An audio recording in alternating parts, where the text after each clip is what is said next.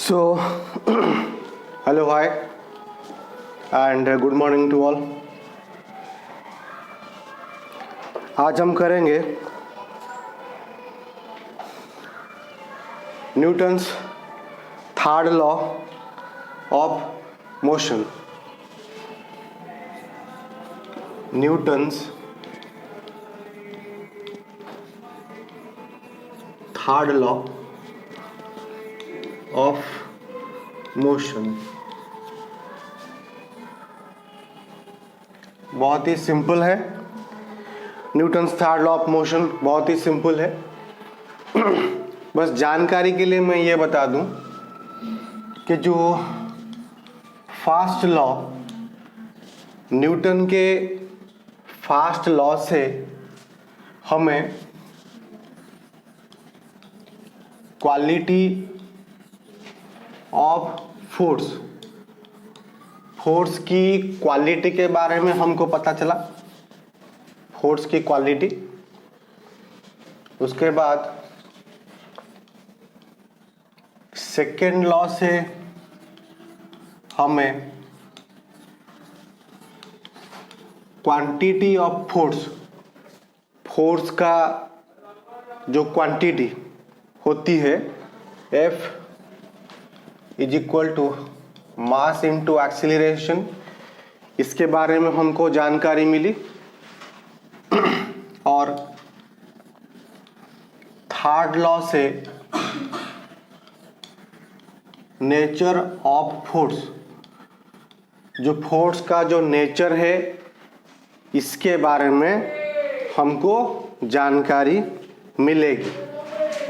सो जो third law है वो थर्ड लॉ कुछ ये कहता है, टू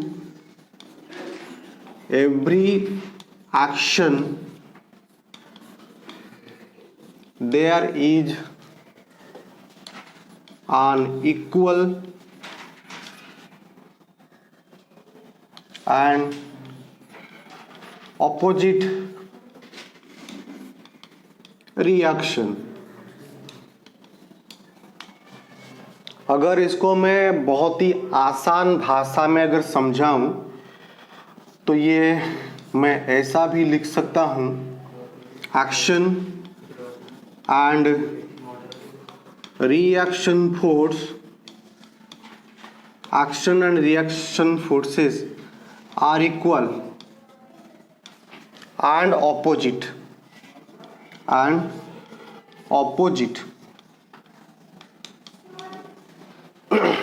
मतलब मान लीजिए ये एक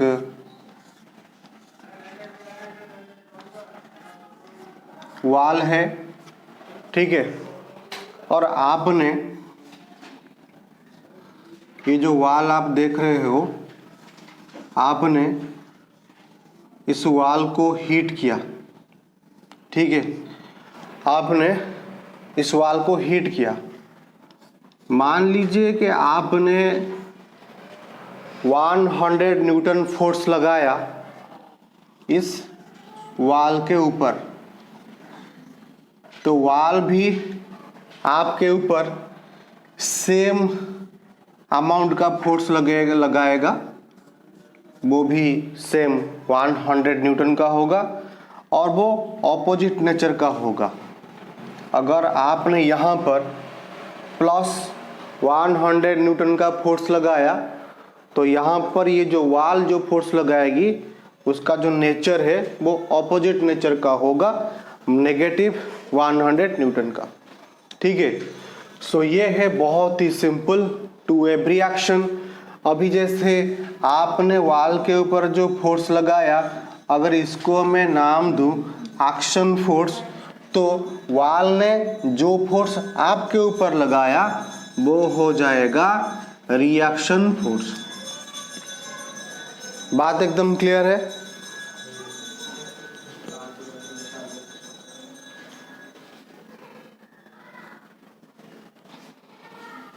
सो अब हम देखेंगे examples of Newton's third law. Examples of third law.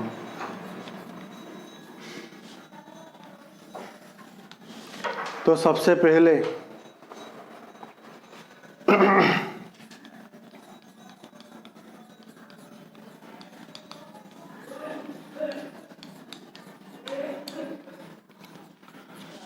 देखिए, मान लीजिए ये ग्राउंड है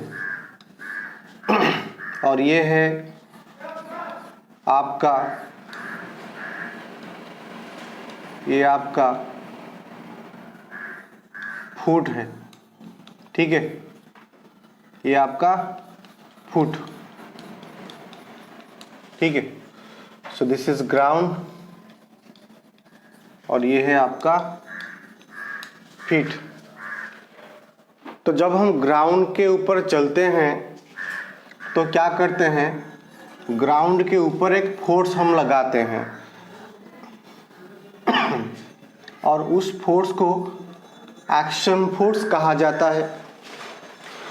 तो न्यूटन का जो थर्ड लॉ है ये हमको ये कहता है कि अगर यहाँ पे एक्शन फोर्स है तो रिएक्शन फोर्स भी होगा और वो इक्वल और ऑपोजिट डायरेक्शन में होगा। मतलब आपने जितना फोर्स ग्राउंड के ऊपर लगाया, ग्राउंड भी उतना फोर्स आपके पैर के ऊपर लगाएगा। तो इसके चलते हम आगे मूव कर पाते हैं बिना किसी परेशानी के।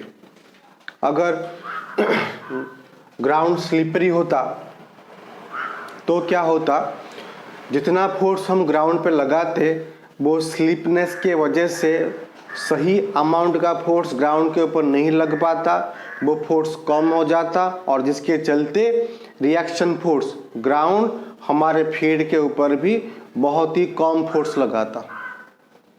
अगर फोर्स कम हो जाएगा तो हम स्लिप हो जाएंगे, स्लिप कर जाएंगे, नहीं चल पाएंगे ठीक से। Example 2, swimming. तो जब कोई पानी में, ठीक है, अब ये पानी है, this is water,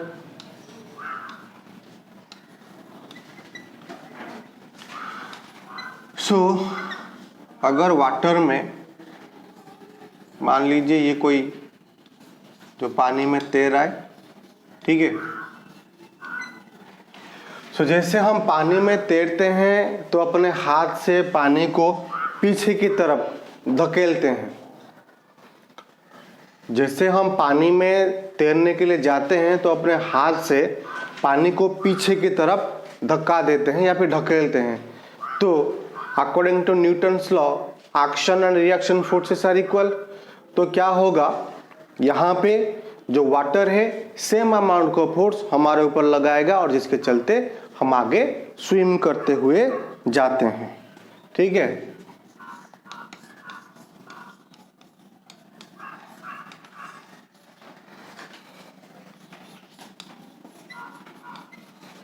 recoiling of gun, तो क्या है, ध्यान से,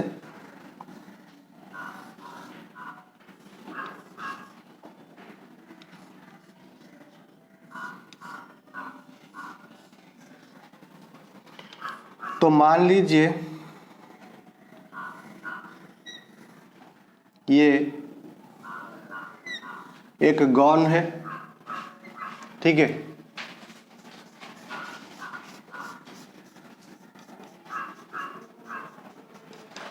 ये गन है, तो आपने गन को फायर किया, ठीक है।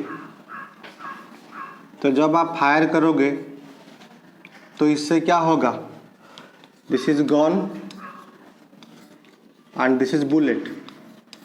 तो इससे क्या होगा, जो बुलेट है वो आगे निकल के जाएगी, बहुत तेजी से आगे जाएगी।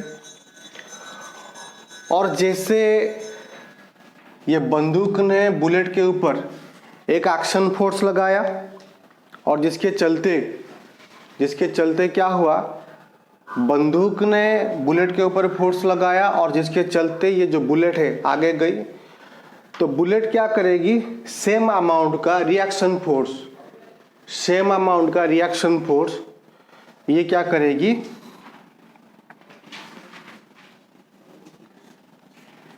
बंदूक के ऊपर लगाएगी, जिसके चलते ये जो बंदूक है, जो गन है, ये पीछे की तरफ थोड़ा सा मूव करेगा, जिसको हम कहेंगे रिकॉइलिंग वेलोसिटी, जिसको हम कहेंगे रिकॉइलिंग वेलोसिटी। यहां तक बात क्लियर है? लेकिन यहां पर जो ध्यान देने वाली बात यह है कि बुलेट जो है ये बहुत दूर भागेगा, लेकिन आपका जो बंदूक है ये बहुत ज़्यादा दूर नहीं जा पाएगा। ऐसा क्यों होता है? ऐसा इसलिए होता है कि बुलेट का जो मास है, बुलेट का मास और गन का मास, ठीक है, बुलेट का मास और गन का मास दोनों के बीच में जो गन होता है उसका मास ज़्यादा होता है। और हमने ये बात पढ़ा है, अगर मास ज़्यादा होगा तो इनर्शिया भी ज़्यादा होगी। तो यहाँ पर गन का मास ज़्यादा है तो यहाँ गन का इनर्शिया ज़्यादा है, जिसके चलते गन ज़्यादा भारी है तो ये पीछे ज़्यादा डिस्टेंस नहीं कवर पाएगा। ठीक है,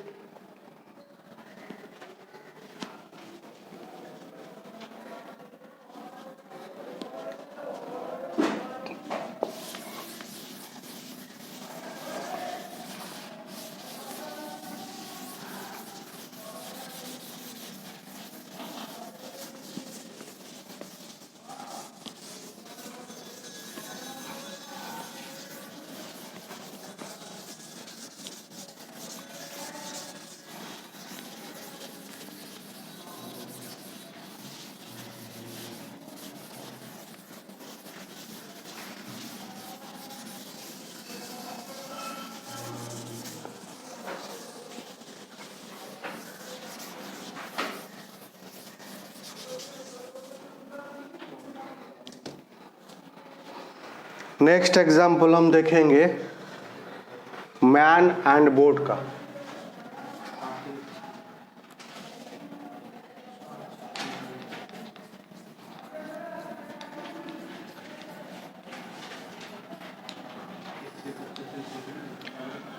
अभी जैसे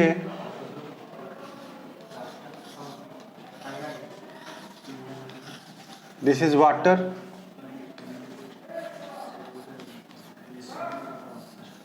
और यहाँ पे एक बोट है, ठीक है, और बोट में यहाँ पर एक आदमी खड़ा है, ठीक है।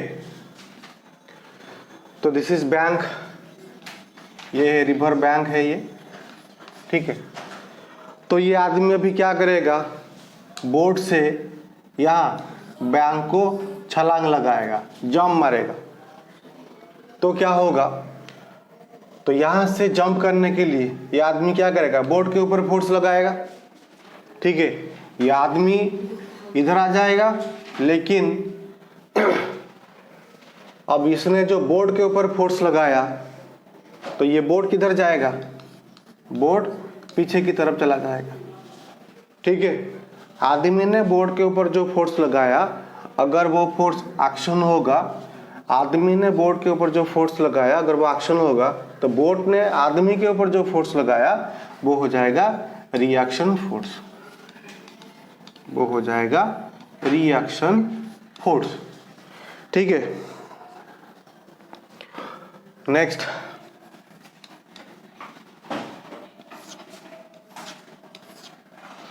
अब जैसे ये एक रॉकेट है, ठीक है, ये एक रॉकेट है,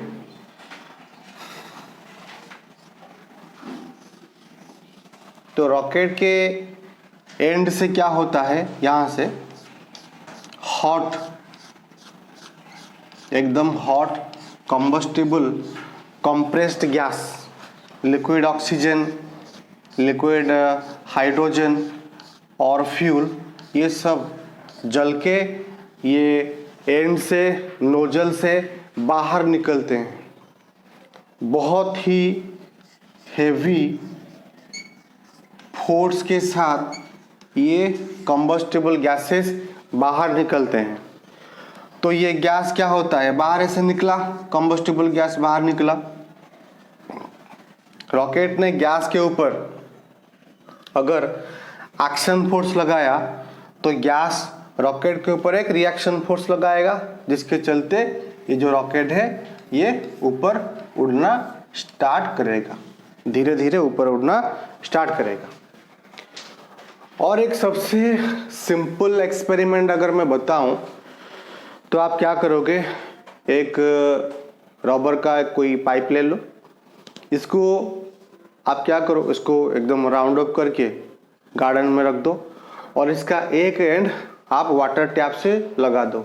जैसे ही आप टैप को खोलोगे पानी बहना स्टार्ट होगा उस पाइप से, तो आप देखोगे वो पाइप जैसे जैसे पानी वो पाइप के अंदर आगे बढ़ता जाएगा वैसे वैसे वो पाइप जो सीधा होता जाएगा। और जब पाइप के दूसरे एंड से पानी बाहर निकलेगा तभी वो पाइप के ऊपर एक झटका लगेगा और पाइप सटाक से इधर उधर मूव करेगा। ठीक है, so this is Newton's third law and these are some basic examples of Newton's third law.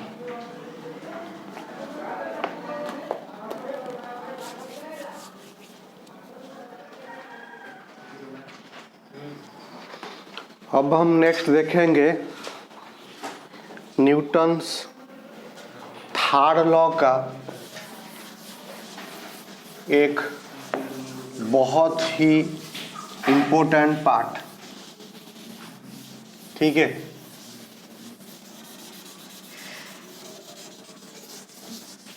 Newton के थर्ड लॉ से हमें क्या मिला। सो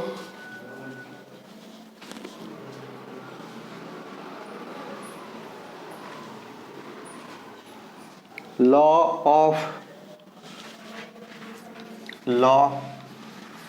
of conservation of linear momentum,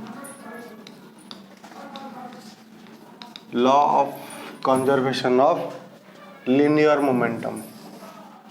तो ये एक बहुत ही इम्पोर्टेंट लॉ हमको न्यूटन के थर्ड लॉ से मिला। और ये लॉ हमें ये कहता है in an isolated system the momentum before collision is equal to the momentum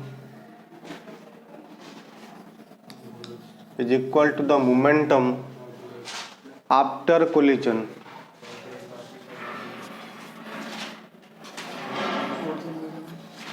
In an isolated system the momentum before collision is equal to the momentum after collision।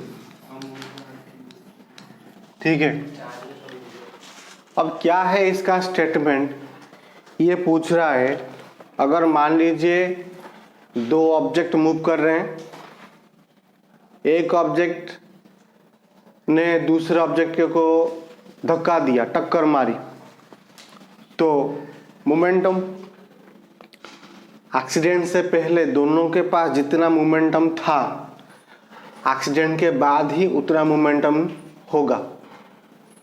Accident से पहले मोमेंटम जितना था accident के बाद ही momentum वैसा ही रहेगा, change नहीं होगा। सो ये हमें बताता है law of conservation of linear momentum. तो इसको डिराइव करते हैं, चलिए।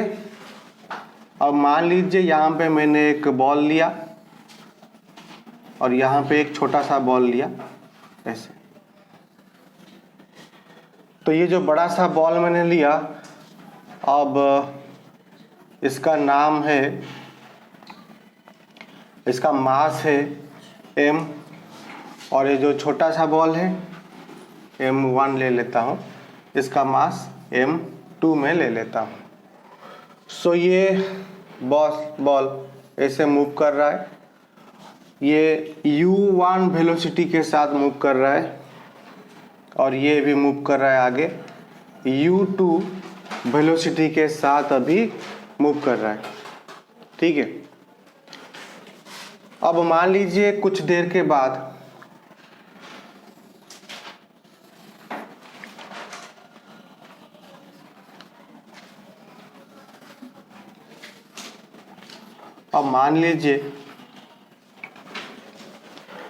यहाँ पे जो u1 वेलोसिटी है ये ज़्यादा हो जाएगी।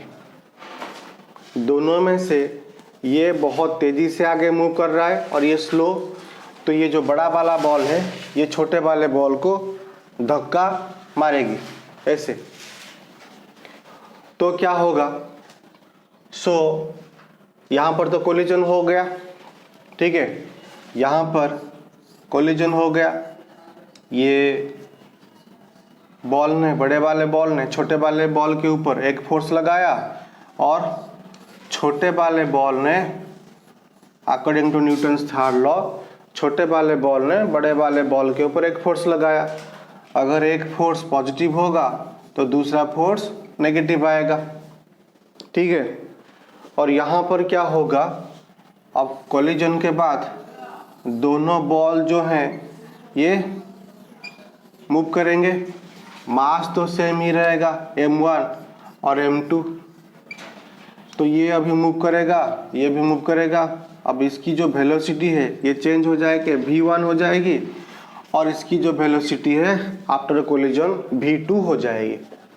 ठीक है, तो ये पूछ रहा है कोलिजन होने से पहले मोमेंटम जितना था कोलिजन के बाद भी मोमेंटम उतना ही रहेगा। ठीक है, तो इसको ध्यान से डिराइव करते हैं, एकदम ध्यान से। यहाँ पर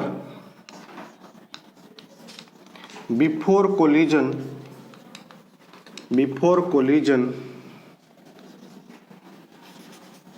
मोमेंटम ऑफ ऑब्जेक्ट 1, ये फर्स्ट ऑब्जेक्ट है तो इसका मोमेंटम कितना है बिफोर कोलिजन, m1 u1। ठीक है,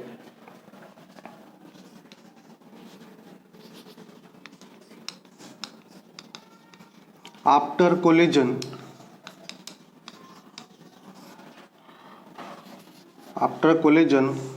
मोमेंटम ऑफ ऑब्जेक्ट 1। अब जो पहला ऑब्जेक्ट जो है कोलिजन के बाद इसके पास कितना मोमेंटम बचेगा, m1 v1।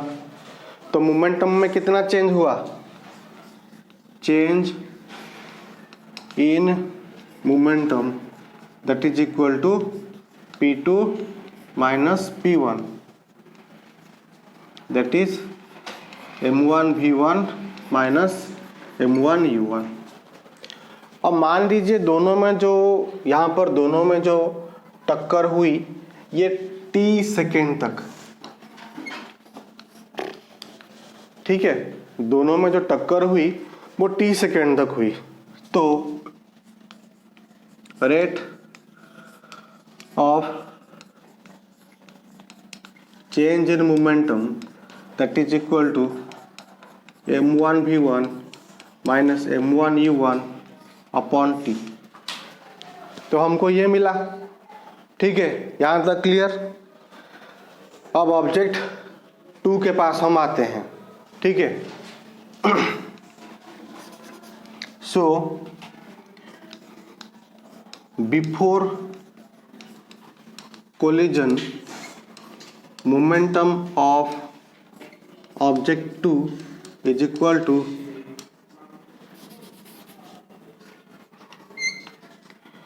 m2 u2। Collision से पहले मोमेंटम इसकी कितनी होगी, m2 u2। ठीक है,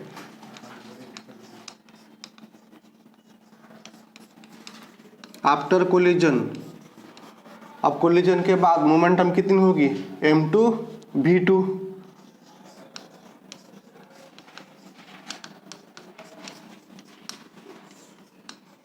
अब जैसे कि मैंने आपको यहाँ पर कहा, दोनों में जो कोलिजन हुई ये t सेकेंड तक हुई, तो क्या होगा, तो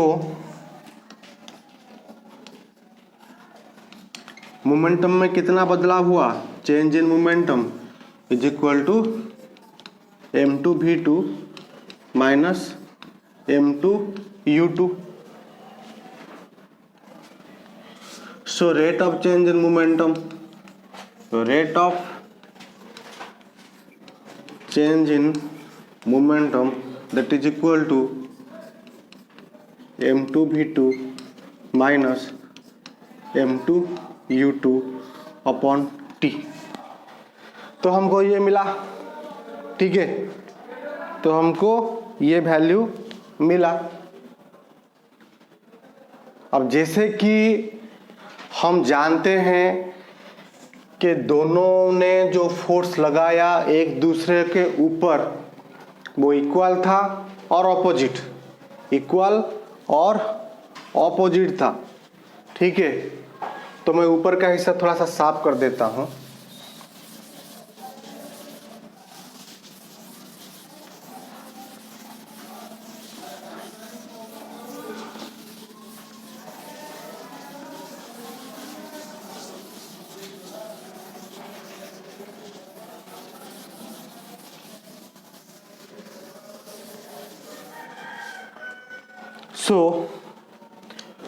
अब ये ऑब्जेक्ट 1 है और ये है ऑब्जेक्ट 2। तो ऑब्जेक्ट 1 ने 2 के ऊपर जितना फोर्स लगाया, 2 ने भी 1 के ऊपर उतना फोर्स लगाया, लेकिन एक फोर्स पॉजिटिव होगा और एक फोर्स नेगेटिव हो जाएगा, ठीक है। तो मान लीजिए ऐसा, ये है ऑब्जेक्ट 1 का फोर्स और ये है ऑब्जेक्ट 2 का फोर्स। तो दोनों का फोर्स क्या होगा, इक्वल और ऑपोजिट, एक पॉजिटिव है तो दूसरा नेगेटिव हो जाएगा। तो इसका मतलब ये है कि यहाँ पर एक को पॉजिटिव लिया जाएगा और दूसरे को नेगेटिव लिया जाएगा, ठीक है। तो अभी हमको ये मिलेगा m1 v1 minus m1 u1 upon t is equal to m2 v2 minus m2 u2 upon t, और एक पॉजिटिव में और एक नेगेटिव में आएगा, ठीक है। तो अभी ब्रैकेट को ओपन कर दो, m1 v1 minus m1 u1 upon t that is equal to, ये माइनस का प्लस के साथ minus m2 v2 minus minus plus m2 u2 upon t। Denominator से डिनोमिनेटर कैंसिल हो जाएगा और हमको ये मिलेगा m1 v1 minus m1 u1 is equal to m2 v2 plus m2 u2 minus plus minus minus minus plus m2 u2। अभी ध्यान से m1 v1 जैसा को वैसा है, ठीक है। सो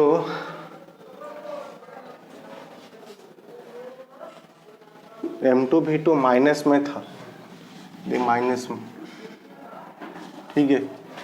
तो ये माइनस का m2 v2 है, ये अगर लेफ्ट साइड आएगा तो प्लस में हो जाएगा, plus m2 v2 that is equal to, ये माइनस का m1 u1 है, राइट साइड जाएगा तो प्लस m1 u1 और पहले से है m2 u2। तो ये रहा दोनों का मोमेंटम आफ्टर कोलिजन और ये रहा दोनों ऑब्जेक्ट का कोलिजन मोमेंटम बिफोर कोलिजन। तो अभी हमने सक्सेसफुली डिराइव कर लिया momentum before collision is equal to, ये है momentum before collision is equal to momentum after collision. ये एक बहुत ही इंपॉर्टेंट लॉ है जो हमें न्यूटन के थर्ड लॉ से हमको मिला। तो यहाँ पर ये जो चैप्टर है force and laws of motion, ये चैप्टर हमने कवर कर लिया, ख़त्म कर लिया। तो आशा करता हूँ आप लोगों को ये चैप्टर बहुत ही अच्छे तरीके से समझ में आया होगा। तो मिलेंगे और एक दूसरे चैप्टर में, तब तक के लिए keep learning and be safe.